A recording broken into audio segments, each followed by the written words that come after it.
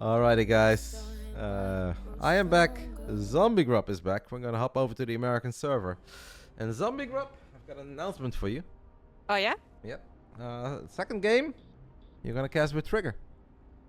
Oh, really? Yes.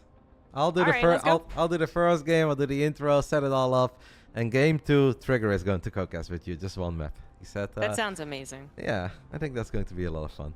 Alright, so we're just waiting for these nerds to set it up. This is the co-main event of the evening, Harstem Cham. That means it's $125 that they're playing for.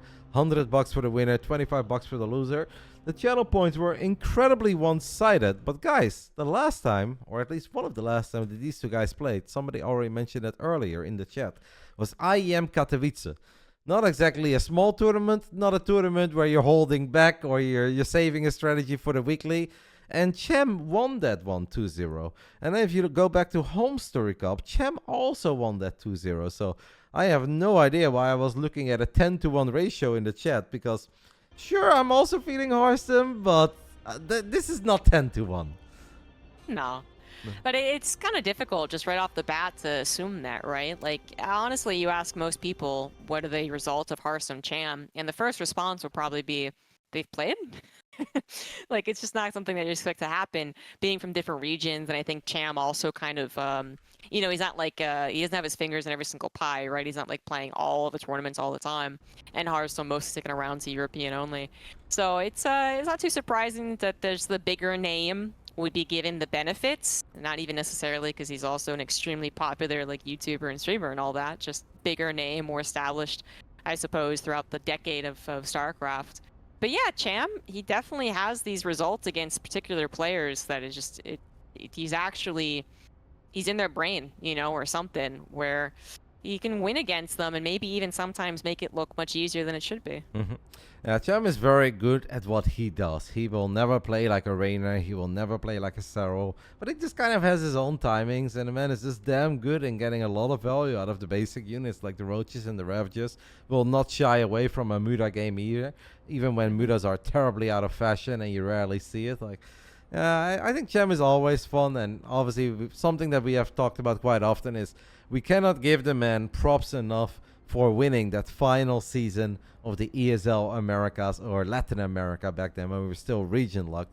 Because for basically 3 years, ZombieGrub, you, me, Benny, all of us, we went with the storyline, will Kelazur dethrone special? Is this the season that Kelazur finally crowns himself the champ of Latin America? Well, we tried 8 editions in a row. 8 editions in a row. It was Special who crowned himself the king of that region. And then the final season we ever had, it wasn't Special, it wasn't Kelazur, but it was actually Cham who brought it home. And it is surprising that he was able to win it all, even though some of the games between the players we just brought up, Kelazur and Special, had actually been far more complicated than you might expect. It still was surprising he was actually able to do it, as you said, after 8 seasons. I mean, there was a time where Cham was coming up as one of the more promising players of the entire North American region. Yep. And then I think he kind of took a break, actually, I believe is what happened. So when he comes back and maybe the mechanics don't look 100% and we still have 2 players that actually even one went back to full-time. Kelazur went back to full-time in those seasons. Yeah, all the spotlight's on them. But Cham, he persists through the ages is what he does. And he does have a good record against Harstem as we get into this first game on Babylon. In the top left, we do have that blue Protoss, Harstem. And in the bottom right side, we've got that Mexican Zerg representing the Starlight Twinkle. This is Cham. Cham actually went to that last Home Story Cup as well. It's a bit of a shame that he couldn't make the journey this time around, because I think he had a good time. It's always fun to have Cham around, and he just seems like a good guy. Most of the time walks around with a smile on his face. He's always kind and pleasant, and it's just cool to have some Latin American representation at some of these European tournaments. As far as I know, he's one of the nicest guys. Like, I don't think I've heard anything bad about him, or wait, well, I guess if I did, I wouldn't say it, but still. Well, actually, he stole my mojito when we were in Brazil. Like, Yeah, I'm gonna say that once about Wardy, and you're gonna be like, "By the time they stole her smoothie," and I'll be like, "Oh, you're right. What a dick." Yeah, can you explain for the people at home? Because I've had a lot of questions, ZombieGrub, about this. People Really? saw some tweets, they saw the picture of Wardy looking guilty, but what was a Smoothie Gate all about at the ESL Summer SC2 Championships? I loved the guilty picture. It's such a perfectly taken picture. No, so we decided to order smoothies, which wasn't really supposed to be like a main meal, but it was kind of like a weird miscommunication. So I'm like, okay, I guess I'll get a smoothie. I don't really like the look of any of the smoothies, but I see mango juice, just pure mango juice. And I'm like, oh, I love mangoes, so I'll probably get it and, have a little bit of it. And I go and cast or do whatever, go walk around. I come back, and I see, like, everyone is taking their smoothies, except there's 3 smoothies left, all right? 3 smoothies left. 2 of them are, like, a weird, like, pink-purple kind of color, and one of them is pure yellow, all right? And it's half drunk. And so I look at it, and I'm like, is someone drink my smoothie? And then Wardy looks up at me from, like, doing his little RuneScape or whatever he's doing. He's like, oh, was that yours? And I was like, yeah, did you drink it? And he's like, yeah, I'm really sorry. Like, it's my bad. I thought for sure, like, everyone had gotten their smoothies. I checked with everyone around. I was in the makeup chair. I was literally in the room, and I was in the makeup chair. He literally could have asked me, but he didn't. So he figures because the other 2 don't quite look like his, even though his is called Pink Passion, and they're pink, he drinks the other one because no one says anything differently. So what's great about this too is that initially I was kind of like, I was giving him a little bit of shit. I was kind of like, a little shocked that this happened. But I was like, you know what? It's fine. It wasn't like pizza for lunch and you ate the entire pizza and I don't have anything to eat. It was a smoothie. But I'm pretty sure because everyone started giving him shit and making memes and joking about it that he was actually like kind of like ashamed. Because I remember I asked him to do something. I was like, oh, I wish this would be changed. Someone would fix this. And usually we'd all just kind of like, gripe about it. But he immediately got up and like picked it up and moved it or something like that. And it was just the most like obedient thing ever. I remember thinking like, huh.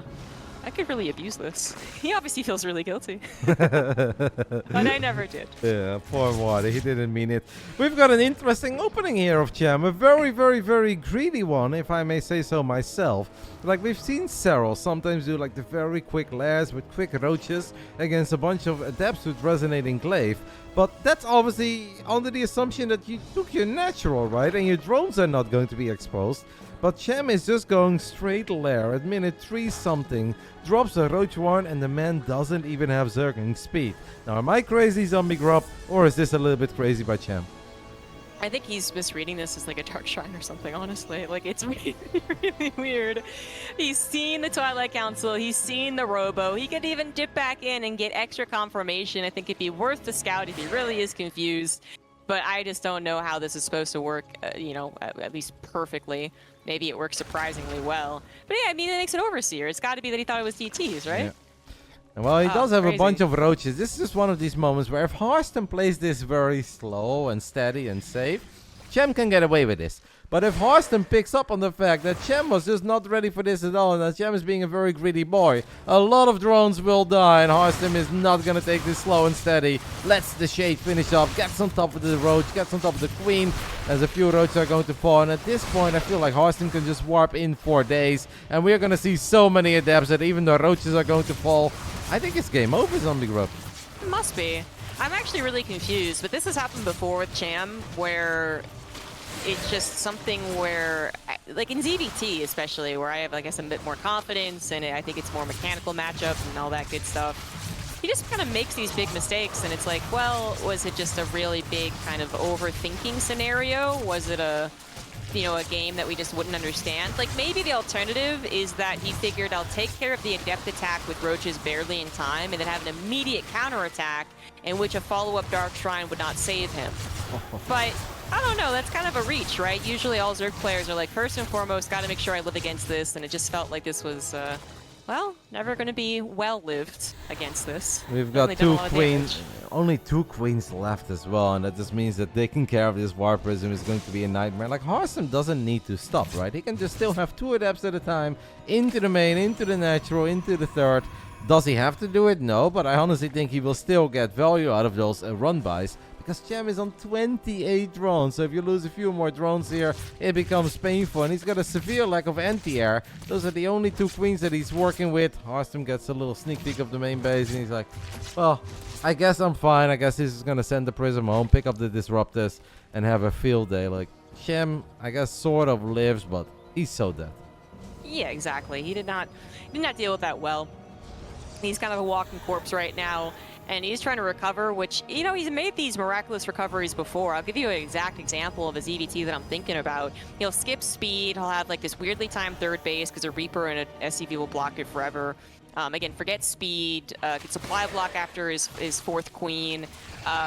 You know, it's like you can't argue that it's tactical, and he'll lose drones to a Howling run by because of all these issues too. And then he does just play the rest of the game out and even sometimes wins. So it's just like some Cham magic that really throws his opponents off guard. But I think it's going to be so difficult. Obviously, Harstem with the direct follow-up attack, knowing that he's in the lead, is going to not lead any wiggle room. One Nova is all it really takes here. That first one is already easily good enough. Cham did manage to crank out like 28 extra drones. That's very cool, but it also means that he just has no army. And even without Blink, these Stalkers are going to be pretty terrifying to deal with. Harstem obviously wants to make sure he doesn't just donate the Disruptors, because that could complicate things, but that is not going to happen. It seems that the first game between these two is going to be short and sweet. So I guess Harstem immediately snaps that little losing streak that he was up, that he was facing against Cham after Cham won the last 4 games in a row. But game 1 is just all Harstem. Must have indeed been a misread, or if Cham did want to deal with adepts like that, like, I can live with it, but then the third base needs to be the natural. Like, it can't be the other way around. You can't have all those drones dead exposed on the low ground against this many adepts when you have just no units. Yeah, I think you're absolutely right about that. It could be as simple as he had that plan as soon as he saw Twilight Council, and then only after he was already executing the plan did he kind of think, oh shit, right, like, my hatch was blocked. You know, crazy things have happened. I think we always err on the side of caution, give pros a lot of credit, but then, you know, we'll have interviews and they'll be like, oh yeah, no, I just wasn't thinking, or yeah, no, I didn't realize that was happening. So I don't know, lots of question marks for that first game at the end of the day, but for Harstem, no question marks at all. Now feeling very pumped, I'm sure, singing along to his music and feeling like this could be a 3-0. I just realized, by the way, there is something crazy happen. Now, I have all of the alerts, guys, the stream alerts disabled while we're in the game because I don't want things to get too out of control and distracted. I just want you guys to enjoy some StarCraft 2, so we always disable that while we are recording this. But Wardy XO tipped us €100 saying, I donate today's Pokemon card budget towards to get Kalaris to cast 1 series on the Friday night fund. Now, I have the feeling that the King of Krakow costs a little more than $100, but I'll promise I'll do my best, Wardy, because that sounds like a lot of fun. No, I am not. Okay, Kalaris does not believe me. You know what? I'm going to hop into the game, ZombieGrub, and I'm going to enable the alerts for a split second. The problem is that we have a whole bunch of them queued up, but I'll see if the Wardy one comes through. Kalaris thinks that I'm lying. I do not lie about these things. There we have him. I donate today's Pokemon card budget towards the Get Kalaris to cast 1 series on the Friday night fund. See, Kalaris? Now, I know that the King of Krakow doesn't show up for $100, but I'm gonna do my best, Wardy. Anyway, ZombieGrub, it's game 2, and that means that I'm going to make some space for our man from Canada. And obviously, he's going to be the dedicated observer, guys. Pro game is observing. It can get a little risky, but I hope you guys have some fun with Trigger and ZombieGrub. So take it away, Jess. I feel like we need a little bit of like a drum roll or like trumpets going on here. Like dun dun dun dun dun dun dun dun. Trigger! Hello? Hi, Trigger. Hi. All right, welcome aboard. My first question, what did you think about that last game? It was good. I actually saw Cham versus Harstem play not too long ago, and Harstem went for the same build, Cham went for the same defense, and Cham actually held really convincingly. So yeah, I'm really interested to see like what adjustments Harstem made there, but I couldn't really see them because I don't remember the game well enough. You are the observer. Oh, yeah. Yeah. No, I was also wondering, you know, like if it was a slightly like faster adept attack or something about the punchiness of it. Maybe Harstem hesitated in previous series because the timing of the roaches was kind of close. And if I guess like 6 roaches pop of both main and third hatchery, then maybe it is actually easy enough to defend or certainly take less damage. So it's great to have your insight into that it actually did work. Because it really is hard when you see those games start the series like that, because you really don't know if it is Cham just not being in like a good headspace, you know, not thinking clearly, if he really is coming in kind of lost in the matchup, or if it was one of those just simple, toss the game aside, move on with your life, and play better the next time. And it sounds like it's going to be that last one, so Cham absolutely still has a shot in this best of 5. Any comments on what's happening so far? Yeah, not really any comments. It's just a standard opening. I guess in this game, Harstem didn't get to block the hatchery like he did in the last game. And that's something that I know that Harstem likes to skip sometimes, is not blocking the hatchery. But most pro players will usually always block the natural base. Mm-hmm. It does seem to be a lot more common nowadays. I felt like it was, even for a few months there, like Mana was the only one who did it religiously. And now everyone usually does. And Stargate's on the way out. Cham actually getting speed this time. I don't know if he canceled it last game or not, but he could have actually a decent game. That Stargate usually signals more of the macro, and we're on altitude, so I'm not sure that Cham's going to be super eager to throw in some of the earlier all-ins that Zerg can do. Yeah, probably not going to all-in on this map, unless it's something crazy like a Nidus, Queen, something, but yeah, Queen walks are obviously off the table here, and so yeah, it's a very big map, so there's no way to get any fast rushes. Do you have any thoughts about actually how Cham plays ZVP? I don't know if you have a chance to play him more often than some other people, or you're also a bit, I don't know, usually playing some European stuff. Well, I did play him in DreamHack, and I did win that series. He plays it a little bit weird. He's like an all-in macro player, which sounds so funny, but there's a lot of these guys who play macro, but they do it on like 70 drones instead of like 80 or 85. And I think Cham is one of those guys who doesn't go as high drone count as like someone like Raynor, for example, but still likes to, you know, not just like rush the opponent every game. Okay. I do love the way that it's put. It's an oxymoron, but I think it actually does work out. Twilight Council happening pretty quickly after that third base thrown down for Harstem. Actually just going into the 1 Oracle so far. And only 3 gases as well. So we could have a faster blink follow-up. I mean, I would even love a proxy gateway, but any insight? Yeah, this is interesting. You don't usually see Protoss players only building 1 Oracle. Usually it's 3, but even 2 is like the bare minimum. Harstem's only going for 1 here, so obviously he's trying to surprise Cham with something here. I can't say I'm a big fan of this blink follow-up though, because there's nothing to take care of the Zerglings, and as you can see, Cham is going for that +1 melee. Zerglings as a defense to the Stalkers, and 1 Oracle isn't usually enough to scare the Zerglings away from just getting a surround on the Stalkers. Yeah, that's a very good point. That's one of the biggest reasons to have those oracles covering you. They do an excellent job with stasis traps, making the Zerg guess again how they're going to engage, but also literally they might not see it. Then they can always pop Pulsar Beam to help the retreat of the Stalkers as they regroup and get Blink back online. But with the attack being set up like it is, it might just be so fast, right, that Cham might not be able to build up enough Lings. Because Lings, if they're in the mass enough to surround the Stalkers, absolutely fantastic. But getting enough Lings, especially with them being so larva intensive, that's usually the bigger problem. So Harstem, is he going to make that move across the map? Yes, he is. That probe building that pylon, love to see it. It will be slow warp-ins, however, for at least a very long time. Oh, the Ling's going to find this. I don't know if he's going to double down.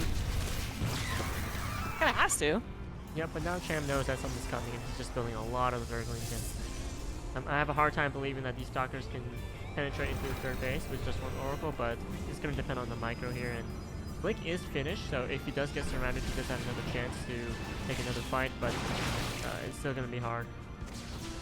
I think it's literally just about, are there enough Lings? 28 Lings to 12 Stalkers. Now, if they get that surround right off the bat, force a gigantic Blink away, then that's something. Continuing to buy that time. Queen's being to the front lines.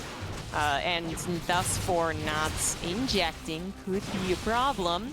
But maybe with the combined force of 5 Queens going on 6, maybe more like 60 Lings, which he's about to be at, well, then I have a much stronger belief in Cham's defense here. Cham's going for this failing run by here, and 7 probes is not bad, and it also slows Harstem down because he's not focusing on fighting during that.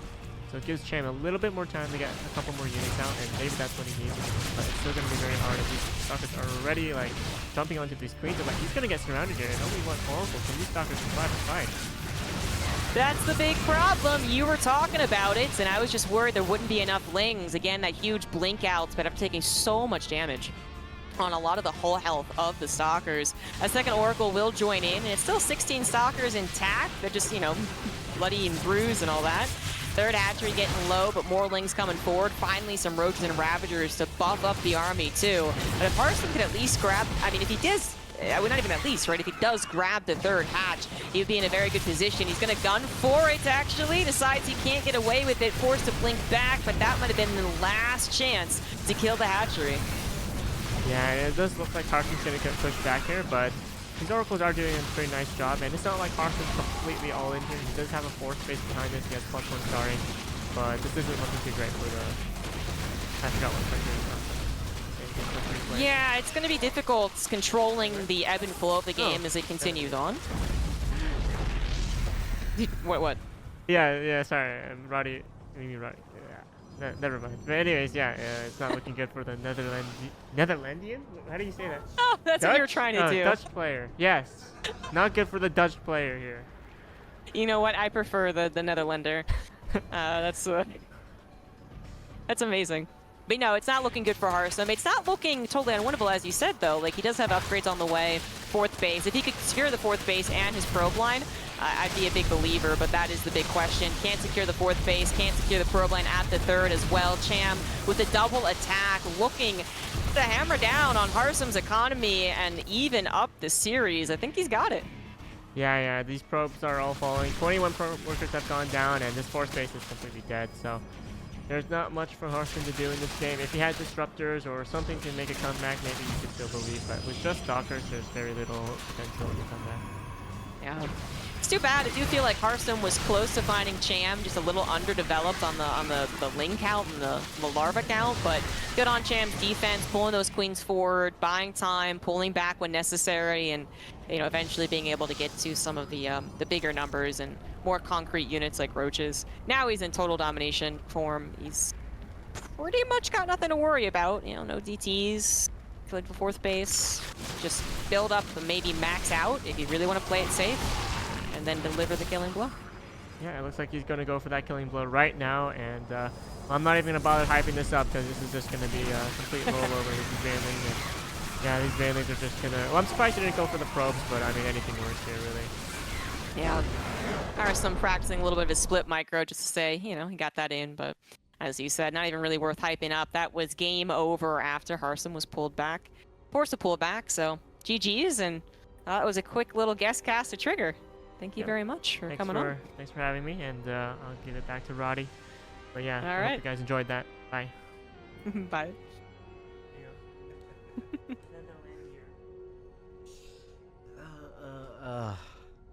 Swapping out the Canadian for another Netherlandian over here. What was that? I don't know, but I love it. I can't help but think of like the Netherlands, Neverlanders. There we go, the Netherlanders. That's what it is. I don't know what was more shocking, that he doesn't know where Harstem is from in the first place, or that he thinks that we are Netherlandians. I couldn't really hear him. I just heard him kind of trail off, and I figured he said Protoss. So I didn't even know that he was uncertain of where Harstem was from. Yeah, that was amazing. I was like, this country right here. He's like, oh. No, but I think it was fine. I think you did a great job, Trigger. You don't necessarily have to know where everybody's from. Only the observing towards the end, that got a little bit pro gaming observing. You were going a little fast towards the end. He said there was a lot of stuff happening, but no, fun. Solid game there by Cham. Night and day difference compared to that first game. No, absolutely. It's actually kind of the reverse, right? Now, well, I mean, we're not really questioning what Harstem was doing. Just Cham's late roaches really made us go kind of like, huh? What? What's going on? But we know what Harstem's plan was. We know it just didn't get to the execution it was looking for. But in terms of how easy it was following that up, it was kind of the reverse of game one. So So we have loaded into Greswan for round 3 of our second to last best of 5 of the night. The co-main event. In the bottom right side, representing the Starlight Twinkle, it's our Mexican Zerg. This is Cham. And in the top left, we have the blue Protoss, Harstem. Our Netherlandian. Oh yeah. Netherlandian. I was trying to actually, I'm going to admit, I'm going to make Trigger feel a little bit better and admit that today I was just pondering what language people from Belgium speak. Well, that's a tricky one, to be fair, right? Yeah, because they're like French and wait, Dutch or German or? Actually, both. But it's mostly... Oh, all three. Oh, shit. Yeah, it's like 45% Dutch, 45% French, and then there is like a tiny pocket corner in the bottom right where they speak German in Belgium. Gotcha. All right. Well, I guess that's a little bit trickier, so I didn't quite back him up, but there's only so much I can do when someone says a Netherlander, you know? Well, yeah, somebody in the chat writes as well that they speak Flemish, and that's indeed the correct way to say it, but Flemish is basically Dutch. It's just that they sound very funny when they speak Dutch, so they decided to give it a different name because they were not capable of speaking Dutch, but it's basically Dutch. Sound like a French person talking about Quebecois. Perhaps, yeah. I think that's kind of what it is as well. Yeah, I remember actually when Todd went to Montreal with us, Todd was like, what the hell? I'm French and I do not even understand these people. I have no idea what they're talking about. I'm talking French to them and they look at me like I'm from a different universe. So, yeah. That's not surprising from Todd. No. I was like, well, Todd, we all think you're from a different universe. It was great going to Nation Wars, actually, as we have some typical builds. Once again, Cham actually able to get his natural underway. But when I get to Nation Wars, and I kind of learn about the dynamics of Paris versus the rest of France. Because everyone in the mom will tell you, like, oh, don't go to Paris. That's not, indicative of true French people. It's Parisian people. But it was funny listening to the O Gaming crew describe to me. They were like, yeah, we might be from Paris, but we're not Parisian. Todd is pretty Parisian. Yeah, but he's not from Paris at all. I know, exactly. That is he's from, from outside of Paris. Yeah, he's from Marseille, actually. That's where he grew up, all the way at the bottom of the country. But he's currently in Vegas, actually, Todd, on another one of his poker trips. It's like, what the hell? Can you believe it? I got it in with aces and I lost. I was like, yeah, Todd, that's going to happen like 1 out of 3 times. Like, I can't believe it. He's like, this is bullshit. But all right, enough about Todd, guys. Todd is having a good time. He's going to get a couple of nice chicken wings and a few smoothies, and he will have the time of his life at another Vegas trip. As Harstem is going to try to bring it home, one thing I do want to point out is that the man who's playing in the main event did write a prediction in the chat earlier, and he said Harstem 3-1. So the Lambo prediction is still alive, ZombieGrub. It absolutely is. Harstem went for a cheeky build. It was quite dedicated, as we saw. It didn't work out, and it had huge consequences. But to follow up such a, again, frankly, easy game 1 and trying to just continue with that momentum, I absolutely love it. And also, maybe taking away some of the mid to late game of the biggest map. I also love that idea. It just didn't pan out. Cham did have some great emergency defense. And now we have probably the most typical setup so far with... I presume, yeah, that's the second Oracle, so multiple Oracles on the way.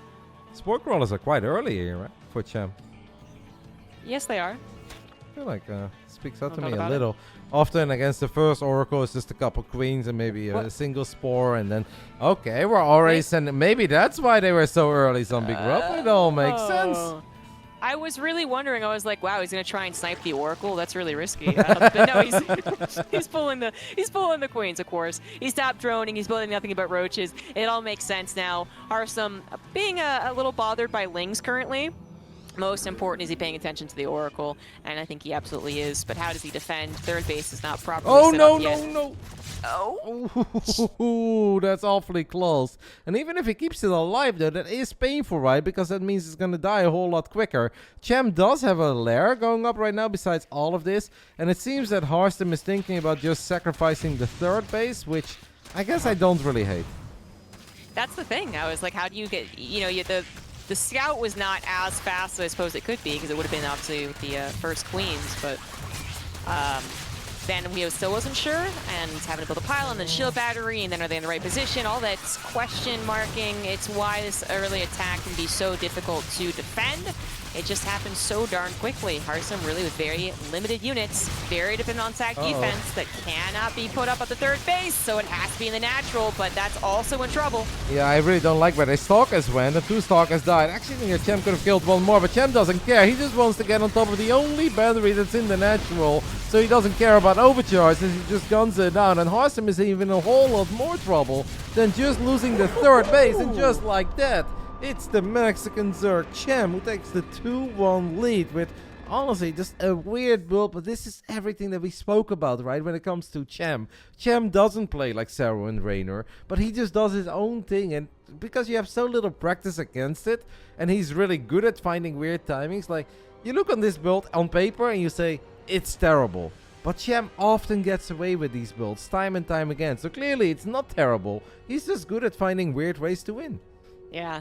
I mean, the more that I'm witnessing these games, the more that I'm believing that first game, if the Roaches had popped out 5 seconds sooner or the Adepts had taken longer to, you know, really go for it, like, the more that would have been an immediate counterattack, and then Harstem loses, right? Not because I don't believe in Harstem or think he's a great player, but, you know, the last 2 games are starting to show that evidence of Cham just being that rather off Zerg player that really throws the guy for a loop, but still having enough of the foundations to, for instance, defend Harstem's own rather dedicated attack. So we're going to see if that trend continues and Cham can easy peasy 3-1 this and really does just have Harstem's number, or if Harstem, you know, just needs to get out of the aggressive defense or aggressive offense and play a little macro game, and then maybe he's the better player. The funny thing is as well that I think even if Harstem just immediately sacrifices the third base, you shade the Adepts back, you keep the Stalkers on the safe side of the wall, I feel like you're fine, right? If you're Harstem, sure, losing a third base is always very, very uncomfortable, but you still have 50 probes against a Zerg that's on 32 drones and has a bunch of queens that are stuck on the other side of the map. Like, maybe it's just one of these things where Harstem wasn't sure how serious is it, how serious is it, how serious is it, and then Cham suddenly just gets on top of your battery, walks into the natural, and yeah, it's obviously over. But it is what it is. These things happen when you play against this man. He finds mysterious and weird ways to win. In the top right side, Starlight twinkles Cham.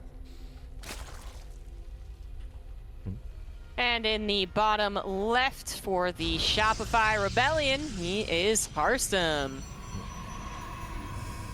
Lambo echoing what we just said, where he's not just ahead, but Lambo said he's miles ahead. Even if he loses the Nexus, loses the Pylon, you're 50 probes against a Zerg with, yeah, basically nothing other than a couple slow Roaches and a few Zerglings and Queen stuck on the other side of the map. So, but yeah, it's hard to figure out what Cham is doing. And I know an old meme in the StarCraft 2 community is always like, if I don't know what I'm doing, how can my opponent know what I'm doing? But sometimes you do get these vibes from Cham. But hey, a win is a win, and that's all that matters. Yeah, it still was, at the end of the day, one of those confusing kind of like, well, maybe I can kind of poke forward, or maybe even take a chance at defending the third base. And yeah, now we've faced it. You're like, okay, well, if he does it again, I don't know exactly what to do. But then Cham doesn't necessarily do the same thing twice, or even if it's something very similar, there's probably something in the mechanics of it that's a little bit different. And just, again, like a player that looks maybe even quite bad, not because he is, but just looks quite bad against certain players because of his play style, but then very, very good against other players, again, because of his play style. Cham is kind of hit or miss, right, Yeah. on the extremes. No, absolutely. Like if it goes wrong, it all goes wrong, and it all looks hopeless. And Twitcher is wondering what on earth is he doing. But if it works, then it often turns into very convincing victories, and you're like, oh my god, I knew he could do it all along. He's just a man of extreme that's living on the edge, but has taken the 2-1 lead, and that's obviously all that matters for him. Winner of the series, guys, one more time, gets $100. Second place gets $25, and all the prize money, as in the previous 31 weeks already, which I really think is a serious asset to the StarCraft 2 scene, is provided by BASILISK. If you guys type in !Basilisk in the chat, you guys will see their socials. You guys can also always watch all of these games back on YouTube, so show them some love for the love that they show the StarCraft 2 scene. I don't think you can say enough good things about Basilisk, honestly. As you said, they've also been very nice to all the community members, obviously very passionate about StarCraft. And I remember there was weeks ago, months ago at this point, we were like, oh, we're going to take a little bit of a break just for like off season or something like that, Katowice maybe. And I was actually quite scared because the wording made me believe, like, oh no, are they not coming back? But and they were back almost immediately after whatever it was done. So Yeah, absolutely a benefit to the community. The main reason we took the 3 weeks break was because of the DreamHack Masters online regional. Okay. No, wait, it was no, because we actually still ran it. We even ran it for players without EPT points that didn't qualify for the DreamHack Masters. I think it was just a sequence of events of a European qualifier into another thing that was very Game is Without 8, Game is Borders. Like those qualifiers were so big, and obviously you and I were both casting that event, that on those Fridays I couldn't do it. So it was a DreamHack qualifier into Gamers 8, and then I kind of thought that maybe Basilisk wants to take a break while DreamHack Masters is running, because I was like, yeah, a lot of the pros, they don't want to reveal strategies, and we're not going to get the same players as we usually get. And they just said like, yeah, but this could be a good opportunity to give some love to the players that didn't make it into DreamHack. And I was like, well, if you guys want to do that, and I have to do this event while DreamHack is running, like, I obviously don't know how many people will watch, but if you guys think it's a good idea, I can do it. And they said like, yeah, go for it. And I was like, all right, awesome. Yeah. So then we made a bunch of other nerds happy that didn't qualify for DreamHack. All right. Well, that's excellent that it kept on going, and that there's absolutely different skill levels and obviously different opportunities. Speaking of opportunities, Harstem was building up once again to the adept attack, I believe, of the first game. Cham with a similar defense. This time around, I think his roach is a little bit faster, or maybe the adepts are a little bit slower, either way. But then he got supply blocked with the middle of the map Overlord getting killed. So that actually really ruined his timing again. But you can see this still isn't as, much chaos as that first game, where the adepts are already starting to do a decent amount of damage at that third base. Yeah, no, it's nowhere near as bad on Babylon, because after that first shade, I think we both thought the exact same thing. We're like, yeah, this is over. Like, we're going to lose 25 drones, and even if we have a stabilized, then we die against the next push.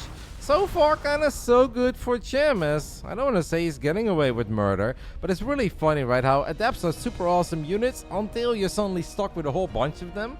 Didn't quite get what you're looking for, and if the roach count goes up and the ravage count goes up, it can be a whole lot more difficult to get value out of these adepts.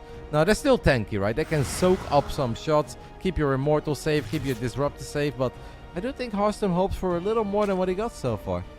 Absolutely. No doubt about that. Now I think we see what Cham's build could have looked like. The first game, it just really was extreme. Once again, Cham, a man of extremes, right? A little bit later to the roaches, a little mistimed, however it happened. It doesn't look good at all.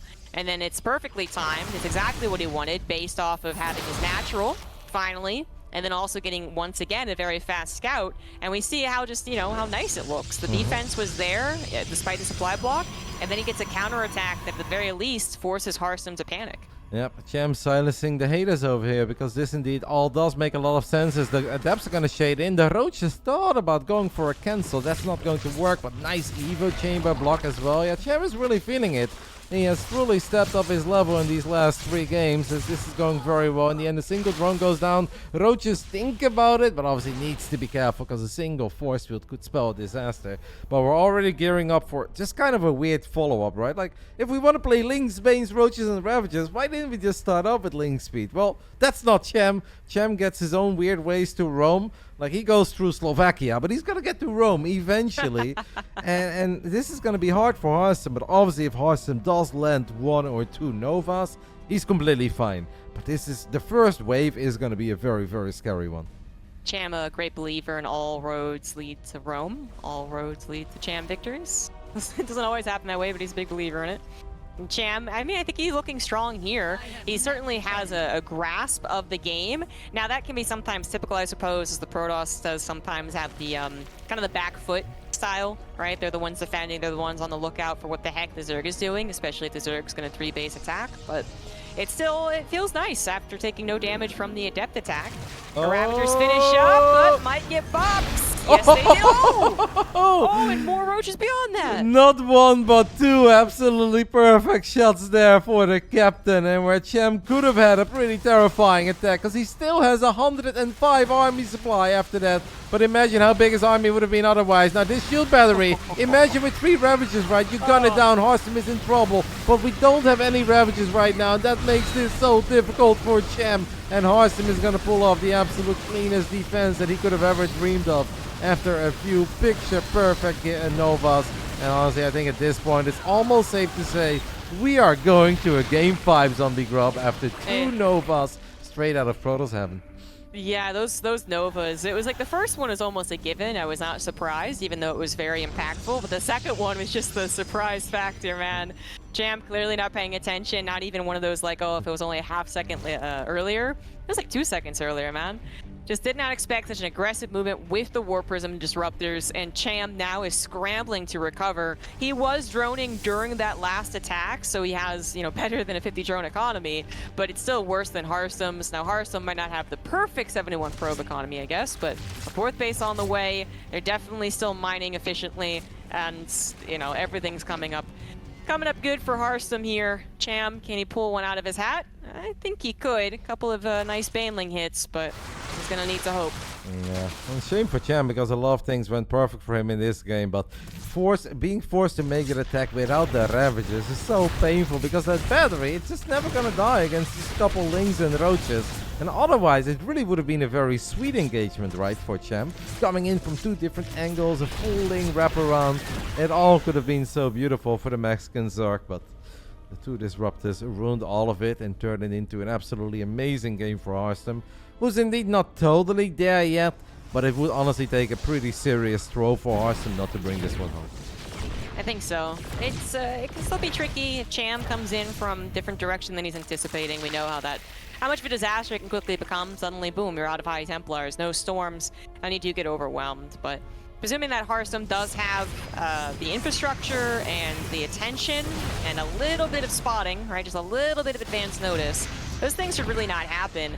The only thing I'm worried about is over-microing his War Prism, for instance. But, you know, as long as he has the confidence here, then I do too.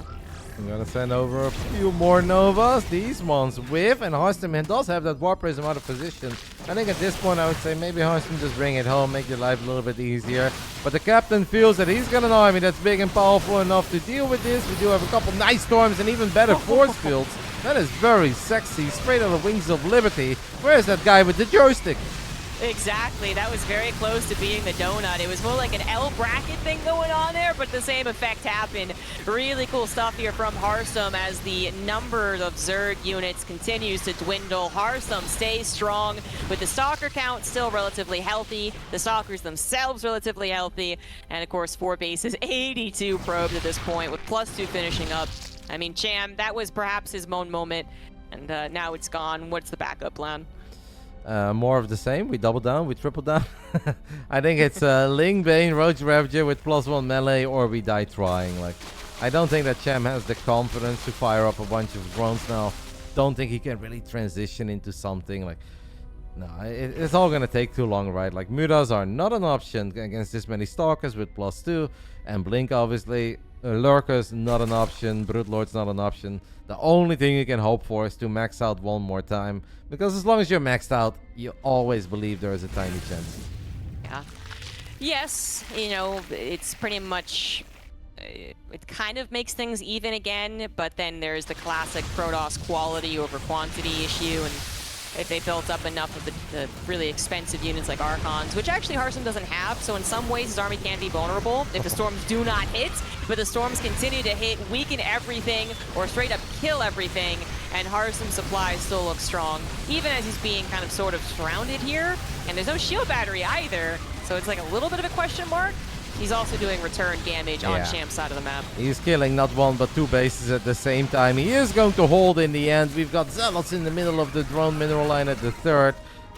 Well, this hatchery didn't quite die yet, but this one did. And I think we're seconds away from this game ending. Cham knows that there is no way he's going to deal with these very well upgraded Protoss units after losing multiple bases. More Zealots running into the natural as well.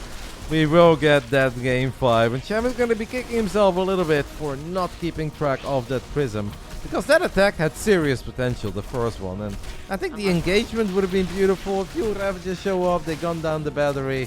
Well, yeah, a bunch of if coulda, shoulda, whatever they call it, right? If buts and maybes, but unfortunately it didn't work out for Cham.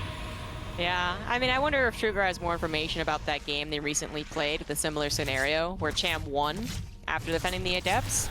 I wonder if Cham had similarly positioned units, right? Because Harstem almost made like a beeline right to where the second half of the Roaches were. Now, if he finds the Ravagers or just pure Roach is probably still a bit more up in the air, but the point is, he was able to find the little hidden pocket of Zerg units preparing for the surround and kind of nip it in the bud, as opposed to the last-second micro that we see some Protoss, you know, they flounder on, right? They might have a good position in the proper units, but they're a bit shocked, and it goes sideways. Harstem, once he got the Disruptor shot, he was in control. Yep, and it's actually insane as well, because sometimes, as a Protoss player, if you see a Zerg army and you know they're not paying attention, like, you almost panic, right? Because you're like, it's too good to be true, and like, let's at least send both Novas at the Ravagers. Let's get those, and if I get those, I'm going to be happy. But Harstem just sent the first one. He's like, he doesn't pay attention, so he just sends the second one into the Roaches, and he doesn't just get the 3 Ravagers, but he gets 5 or 6 Roaches with it as well. I mean, an absolute dream scenario for the captain after the Adept harass attack didn't quite work out. But we are, for back-to-back series, going into a Game 5, so I think I've made up for that first 3-0 of the night, by the way, guys. One final time, it will be Harstem and Cham sharing the battleground. Asian sister and final round fight. In the top right side, the Flying Dutchman representing the Shopify Rebellion. This is Harstem. And in the bottom left of Ancient Cistern, we do have the blue Zerg, Cham. Shamiko, as Cats likes to call him. What? Why? I don't know. Cham, okay, if you ever want to be entertained, you should ask Cats why Cham is called Cham. I asked this question once, and it turned into like a 4-minute monologue. Like, he broke it down to like Mexican heritage, family traditions, how he calls him, what this name means that. It was actually like the most entertaining story. I absolutely loved it. And I asked him again to do it a bit later. And then basically a year later in one of the WCS regionals, he went over it again. Like 10 out of 10 story. It's kind of Cats, though, isn't it? Yes. Very rare to ask him a question and not get a very, very thorough answer. No, but he gets so passionate about it and so detailed. Like, I learned more from Cats in that single broadcast than I ever did in high school. Like, it was very inspiring. He's a well-educated guy, man. Well, we have a similar situation to, I guess, the first game more so, where the block happened. I didn't pay enough attention just in the first minute, whereas things, you know, sometimes don't matter as much. But it feels like Harstem's always been doing the pylon probe, which usually means the Zerg player can get away with the natural if they really desire, which Cham has done 2 out of 5 games, right? Mm-hmm. This being the 3rd game where he didn't get that down, I think. But it really looked like he could have, and I just wonder if Cham is, I don't know, the build order that he's choosing to do, the follow-up that he's choosing to do, or if he really thought that Harstem would change it up and actually block him, or maybe I'm totally wrong and the probe is definitely going to block him. But it's interesting, because Harstem, yeah, he doesn't always send that probe lickety-split guaranteed block. Yeah, Cham definitely strikes me as the kind of guy that doesn't even hate it that much if he can take his natural, right? Because the hatchery being further out means obviously that creep can start going to the other side of the map a bit quicker. And the man has never shied away from some early attacks based off lair tech. Mm-hmm. Yeah, that's for sure. Yeah, which I do also wonder if Harstem's thinking the same thing. And then, of course, we have to talk about the mind games, if they're actually playing each other, you know, not frequently, but at all. And speaking of, I guess, the early start to the build orders, you know, Warp Gate coming in after the Stargate. It was a big zoom in. It was dramatic. No, because somebody in the chat was like, he cancelled Warp Gate, but that's something that pro players always do. Just to get the Stargate down a little bit quicker. They will fire up again a bit later, but they just like to get that Stargate down ASAP. Because that matters more. Those few seconds on the Oracle matter more than the few seconds on the Gateway. Yes, they do. And so things are set up to be okay for 3 base versus 3 base, but Cham definitely delivered the attack. I mean, Harstem also tried his own very aggressive attack, the Blink Stalker one. The Adepts, you could kind of argue, I mean, they're kind of dedicated, and they definitely didn't do enough damage in the last game, but the Disruptors really helped to make up for it. So it's been aggression from both sides. These Adepts gonna get all of the Lings. Yeah, that's actually very sweet, especially because both Adepts live. If I was Harstem, I wouldn't necessarily let the Shade finish up right now, because he did such a good job in keeping that Adept alive. Wait a little bit, right? Let the shields regenerate, and then you can always go again. Yeah, picking up 6 Lings like that, not losing anything, that's just a sweet start for the captain. Absolutely. Yeah, I was also like, oh man, if it had your shields regen faster, then absolutely punch it for the drones. But Now the Oracle comes in and takes care of the drones. 2 of them at the very least. 2 queens were available, just not, I guess, like perfectly positioned. The Oracle did end up taking a bit of hull damage. Once again, Cham delaying that speed, now getting it. This was, yeah, I was going to say, where he went to the +1 melee too, and Harstem did his Blink Stalker attack, which, you know, it's looking actually a little similar. It's 2 Oracles, not 1, but we're still only talking about 3 gases in the Twilight Council coming up afterwards for Harstem, so it's like weirdly similar to game 2. Yep, the 2 Oracles dive into the main base. Queen is off creep, cannot get saved. I have the feeling though that the human element is starting to kick in a little bit. This kind of feels that Cham is a bit tilted of that previous game. He probably felt that he had Harstem right where he wanted to have him. And obviously those 2 Novas completely ruined his entire game and ruined the plan. Because overall the first 5 minutes here just haven't been very clean, right? The first 6 links going down the way they did was a bit much. Then losing a few drones here and there. Now even having a queen off creep. It just kind of feels to me that Cham is a little tilted about that previous game. You might be right about that. Maybe his +1 melee was like a little late too. He had enough gas and minerals at some points, but it's just, they're tiny things. They're going to add up if Harstem is playing, you know, without those tiny things, right? And Harstem, so far as I can tell, is keeping his Oracles alive, doing the damage, and then follow up with even a little bit of a Stalker poke. I don't think he was ever planning on really committing, but again, pressuring, and then the follow-up might be a little more committed to if he so chooses. Still on those 3 gases, getting a decent number of gateways.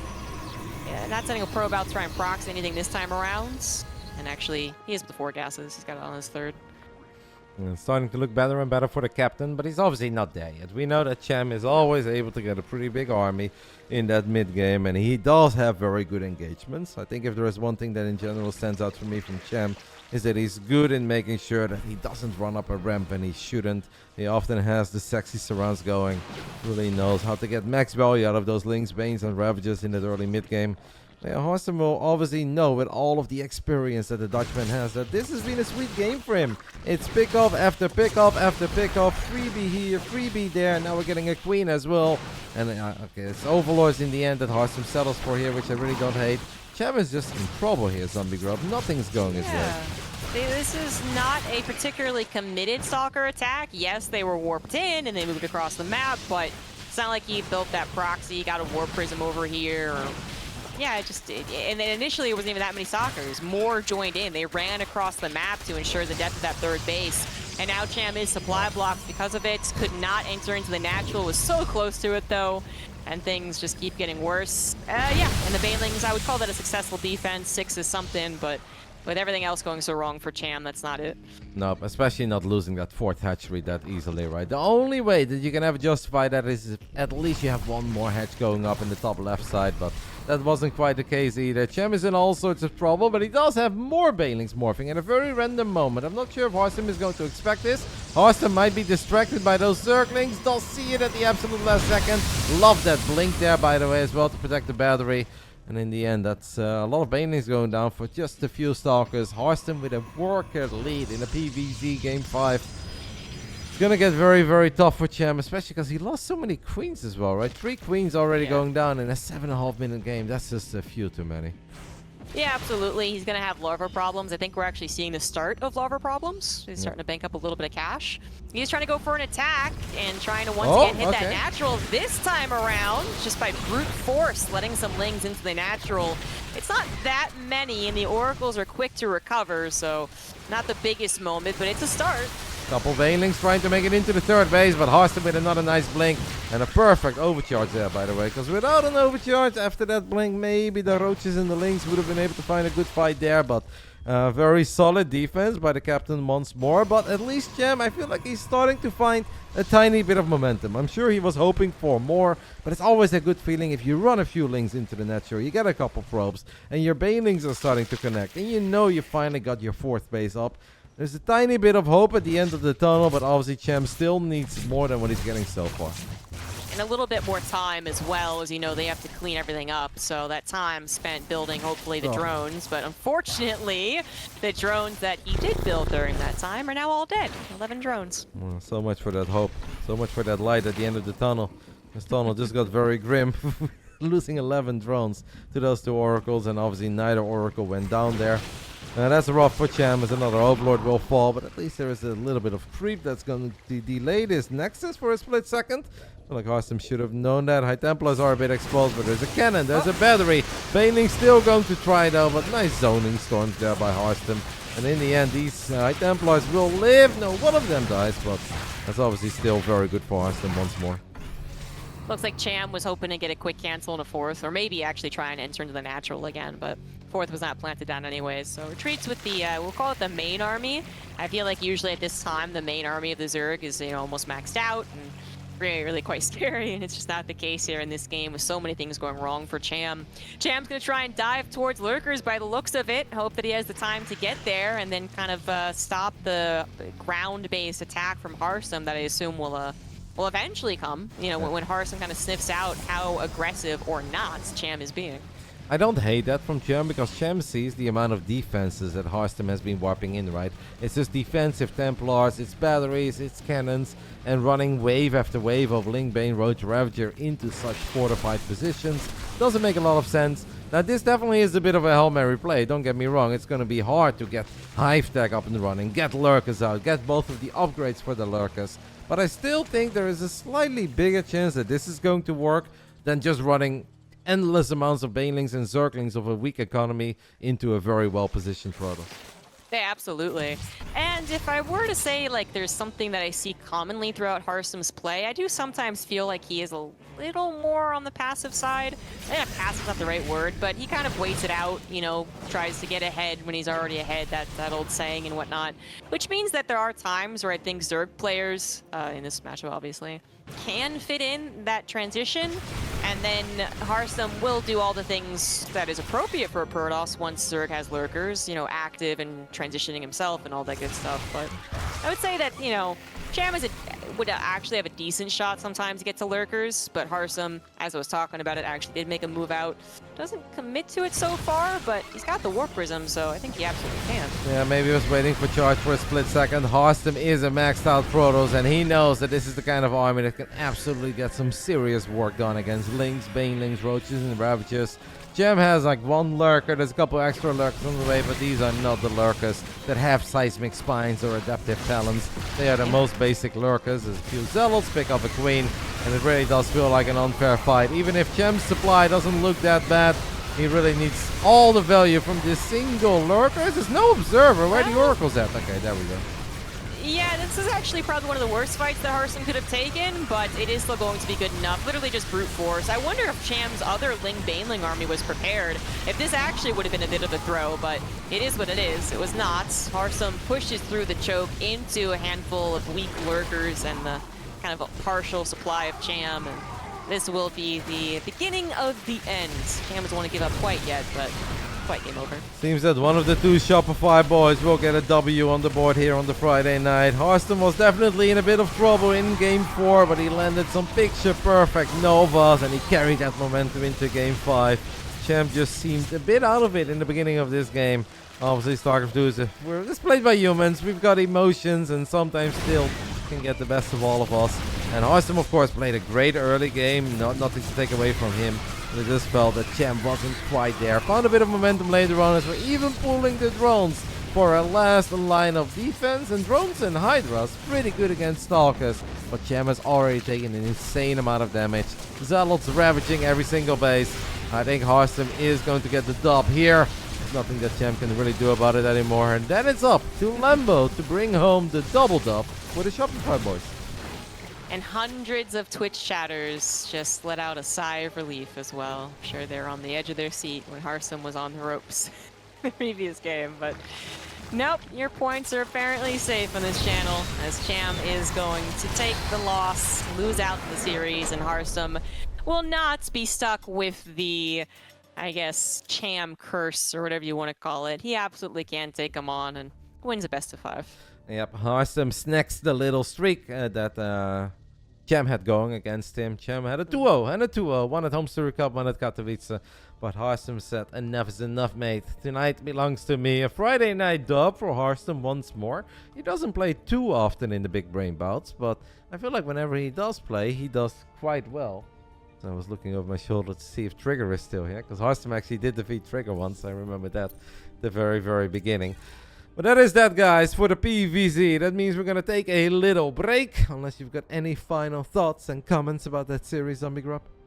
No, I was entertained by it. I was kind of worried that it was going to be, again, that whole, like, just, like, stylistic OP kind of thing from Cham, but I'm glad that Harstem brought it back. But I'm glad for both players, right? Harstem got the NW, he brought it back, he showed us his skill, but then Cham made sure to really shut up any haters after the first game and showed that he definitely knew what he was doing and had plans and just needed the execution to be a little bit better in Game 5. In the end, 76% of you nerds in the chat voted for a Harstem victory, and you guys were correct.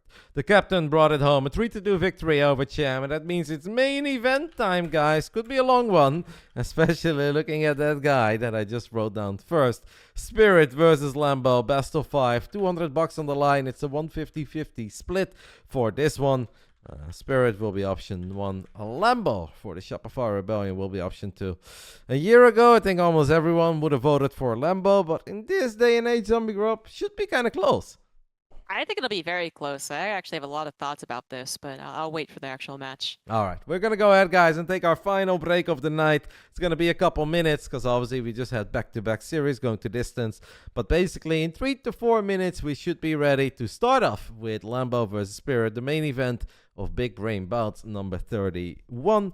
And I'll give you guys these few minutes to show a little bit of love to Basilisk. One thing that I've really been enjoying is actually our man Volt from America, who does a little prediction game every single time that the guys from Basilisk announce the card. He does like a little prediction on who he thinks is going to win. That's a very easy and cheap way to show some love to Basilisk for running this event. So if you guys do it, !Basilisk in the chat, interact with the tweets, show them some love and appreciation for everything they do for the StarCraft 2 scene. I'll see you guys in a few minutes. ZombieGrub and I will be back for Spirit versus Lambo. See you guys soon.